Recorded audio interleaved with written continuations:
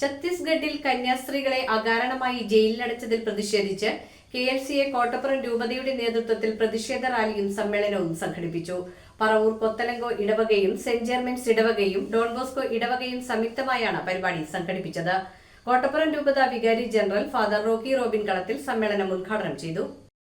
ഛത്തീസ്ഗഡിൽ കന്യാസ്ത്രീകളെ അകാരണമായി ജയിലിൽ അടച്ചതിൽ പ്രതിഷേധിച്ചുകൊണ്ട് KLCA കോട്ടപ്പുറം രൂപതയുടെ നേതൃത്വത്തിൽ പറവൂർ കൊത്തലങ്കോ ഇടവകയും സെന്റ് ജെർമൻസ് ഇടവകയും ഡോൺ ബോസ്കോ ഇടവകയും സംയുക്തമായി പ്രതിഷേധ റാലി സംഘടിപ്പിച്ചു.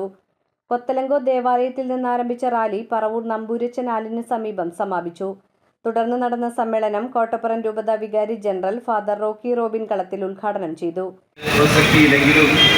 നമ്മുടെ രണ്ട് സഹോദരിമാർ, ബഹുമാനപ്പെട്ട രണ്ട് സിസ്റ്റർ വന്ദന ഫ്രാൻസിസും കഴിഞ്ഞ 20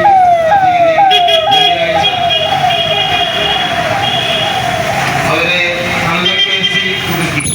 പ്രത്യേകിച്ച് അവർക്കെതിരെയുള്ള ആരോപണങ്ങൾ ഒന്ന് മതപരിവർത്തനം, രണ്ട് മനുഷ്യക്കടത്ത്.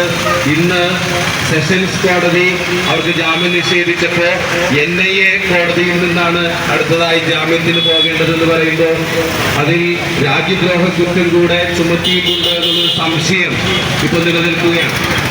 അപ്പോൾ അനാവശ്യമായ രീതിയിൽ, അകാരണമായ രീതിയിൽ പുതിയ FIR ഉണ്ടാക്കി.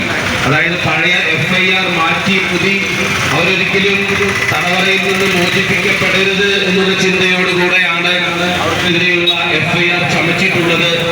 KLCA കോട്ടപ്പുറം രൂപത പ്രസിഡന്റ് അനിൽ കുന്നത്തൂർ, കോട്ടപ്പുറം രൂപത ജനറൽ സെക്രട്ടറി ജോൺസൺ മങ്കുഴി, കൊത്തലങ്കോ ഇടവക വികാരി father John Paul Kurisinkal, saint Germans പള്ളി വികാരി ജെറി ഞാളിയത്ത്, ഡോൺ ബോസ്കോ ഇടവക വികാരി father Prince Padamattummal, sister Ranjini, father Dion, Johnson Vazhoor, Antony Maliyakkal, KLCA മുൻ സംസ്ഥാന പ്രസിഡന്റ് അഡ്വക്കേറ്റ് റാഫേൽ ആന്റണി, സാബു കളത്തിപ്പറമ്പിൽ, ടോമി തൗണ്ടശ്ശേരി, ജോസഫ് കോട്ടപ്പറമ്പിൽ തുടങ്ങിയവർ സംസാരിച്ചു.